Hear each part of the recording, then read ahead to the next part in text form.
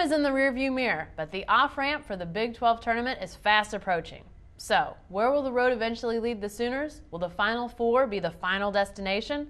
Will there be a #1 seed in the NCAA tournament along the way? From the Dodge Sports Desk, I'm Jenny Carlson, and this is the OU basketball edition of the Bedlam Nation Conversation with John Helsley. Okay, John, the Sooners completed the Bedlam sweep on Saturday, a home win. They win by 4 against Oklahoma State. Is that some nice postseason mojo for these guys? I think it is. They needed something, I think, really positive to send them into the Big 12 tournament, coming off really a bad loss to Missouri. And I think they got that. Blake Griffin, Taylor Griffin both played really well. You know, the guards were better than they'd been. Not great, but better. So it's a positive step forward anyway.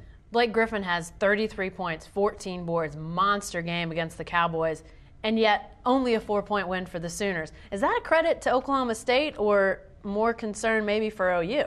I think you have to credit Oklahoma State a little bit here. You know, they had been the hottest team in the league coming into that game. We're on a nice winning streak, and they really played well in the game. It wasn't like, I mean, there were times during the game where you felt like OU's beating their brains in, and then you'd look up at the scoreboard, and it was close. And yet it was because I think what Oklahoma State was doing. David Anderson had a great game for them, tied for the best points ever by a Cowboy against Oklahoma. And so, you know, he's really raised his game and become a great player. I think that was more to do with it than really any negatives on the OU side. Now Oklahoma turns its attention to the Big 12 tournament. That's up next. Where do things stand right now for the Sooners in terms of NCAA tournament seeding, and how could what happens this week play into where they fall come NCAA Selection Sunday? You know, they want that #1 seed. And, you know, Jeff Capel's really not talking about it a lot, but I think the players, it's something that they would love to have.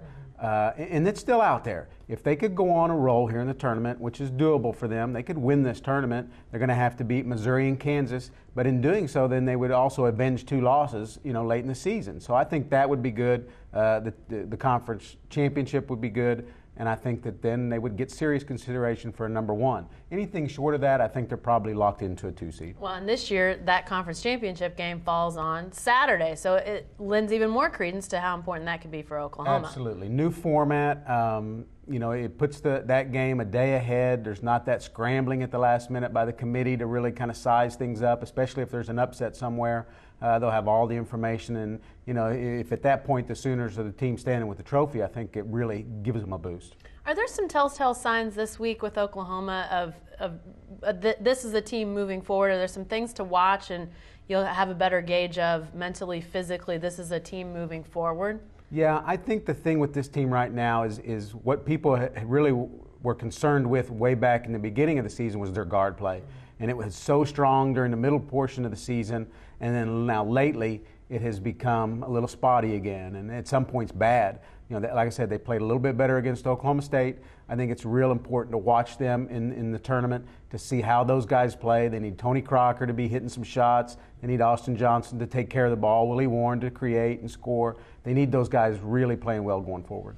Finally, a little bit of a rest stop, if you will, along the way on this journey for Oklahoma. Individual awards are starting to be handed out. Blake Griffin, Big 12 Player of the Year. Willie Warren, Big 12 Freshman of the Year. Any surprise in that? No, I don't think so. I mean, he was really, from start to finish, a very good player for them. And, you know, he started game 1 for Oklahoma and played well all the way through. Had some huge games for him when they really needed him. I think he's the guy. Yeah. What about Coach of the Year? Bill Self gets the nod in the conference and having a great year at Kansas. Was there any love for Jeff Capel in the Coach of the Year voting? Absolutely. I think that was probably the closest voting of anything in the league this year. You had Mike Anderson doing a great job at Missouri. He would have gotten my vote. Bill Self obviously doing a nice job with Kansas. They won the national title last year but had a lot of pieces missing. And then what Jeff Capel did was outstanding as well. You know, they lose a couple of games late, but without Blake Griffin, hard to penalize him there. So I'm sure that was really tight. You could have flipped the coin. Definitely. Well, John will continue to provide in-depth coverage of the Sooners. He'll be covering them in the Big 12 tournament at the Ford Center and beyond. To follow all the news and analysis, stay with the best coverage team anywhere at newsok.com and every day in the Oklahoman. Let's see it.